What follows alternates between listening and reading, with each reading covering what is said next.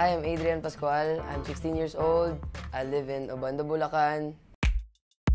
Masayahin at makulit. Si Adrian ay typical na teenager. Pero sa likod ng baby face na ito, may mga mabibigat na problema ring dinadala. Yung life ko po sa family ko, medyo masaklap kasi hindi ko nakasama yung daddy ko. Naghiwalay po kasi yung mami at daddy ko. 3 years old lang si Adrian nung umalis yung dad niya. Kasi yun yung kulang sa family. Lahat naman po, nawala ng daddy, hinahanap na may daddy.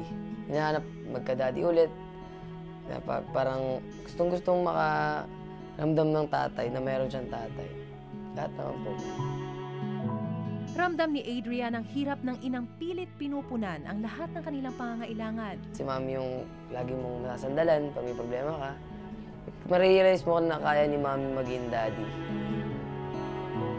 Sa kanila magkakapatid, ang ate Andrea ni Adrian ang nakikitaan nila ng pag-asang umasenso ang buhay. Kaya si Adrian nagpa siyang isacrifice ang sariling pag-aaral para sa ate. Lumipat siya sa paaralang mas mura ang tuition fee.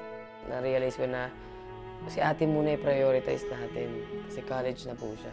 Ganun kalawak yung isip niya. Hindi siya hindi siya selfish.